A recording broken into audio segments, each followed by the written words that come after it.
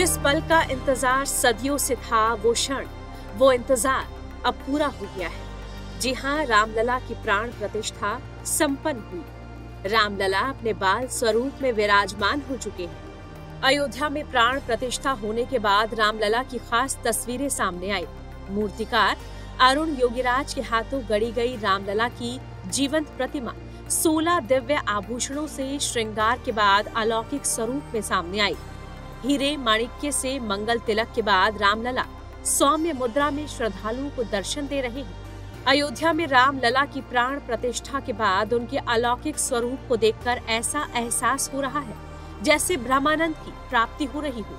रामचरितमानस के रचयिता गोस्वामी तुलसीदास ने रामलला के प्राकट्य को ये सुख परम अनूपा जैसी चौपाई में वर्णित किया है। श्यामल वर्ण के रामलला की 51 इंच की प्रतिमा की स्थापना के बाद उनके श्रृंगार का वर्णन किया जा रहा है। पूरे विधि विधान से भगवान श्री राम के बाल स्वरूप की प्राण प्रतिष्ठा के बाद श्री राम मंदिर ट्रस्ट ने 16 आभूषणों का वर्णन किया। श्रृंगार युक्त मूर्ति में भगवान के पूरे स्वरूप का दर्शन किया जा सकता है। तो आइए इस वीडियो में जानते हैं रामलला की श्यामल प्रतिमा के श्रृंगार और प्रतिमा से जुड़ी विशेषताएं। भगवान राम के बाल स्वरूप की मूर्ति को गर्भगृह में स्थापना के बाद सोमवार को प्राण प्रतिष्ठा कर दी गई। तस्वीर में रामलला माथे पर तिलक लगाकर बेहद सौम्य मुद्रा में दिखे। आभूषण और वस्त्रों से सुसज्जित रामलला के चेहरे पर भक्तों का मन मोह लेने वाली मुस्कान दिखाई दे रही है।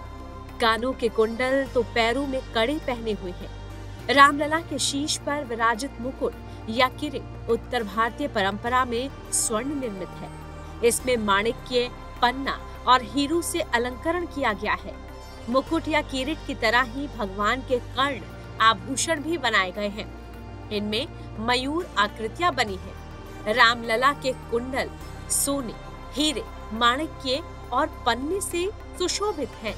रामलला के गले में अर्ध चंद्राकार रत्नों से जड़ित कंठा सुशोभित है। इसमें मंगल का विधान रचते पुष्प दिखाई दे रहे हैं। बीच में सूर्यदेव भी बने हुए हैं। कौस्तुभ मणि ये दिव्य आभूषण भगवान श्री राम के हृदय में धारण कराया गया है। इस दुर्लभ आभूषण को बड़े माणिक्य और हीरो के अलंकरण से सजाया गया है। कंठ यानी गले के नीचे और नाभि कमल से ऊपर पहनाए गए आभूषण को पदिक कहा जाता है। विद्वानों की राय में देवताओं के श्रृंगार और अलंकरण में इसका विशेष महत्व होता है।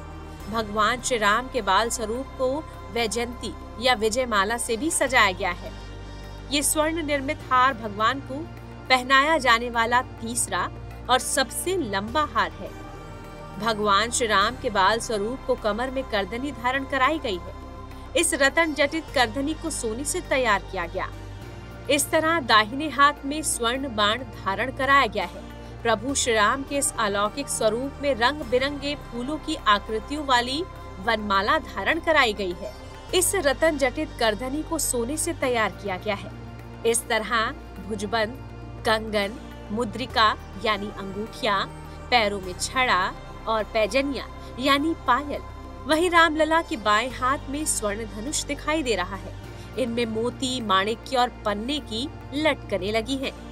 इसी तरह दाहिने हाथ में स्वर्ण बाण धारण कराया गया है।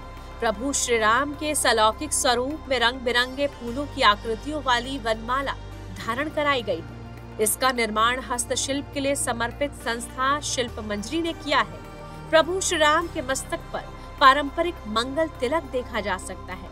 हीरे और माणिक्य से रचे तिलक से इनका स्वरूप और अलौकिक हो गया है। प्रभु श्री राम के चरणों के नीचे कमल सुसज्जित है। इसके नीचे एक स्वर्ण माला सजाई गई है।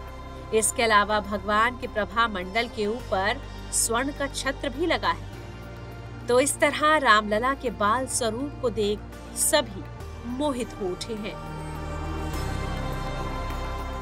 टाइम्स नाउ भारत डिजिटल की रिपोर्ट।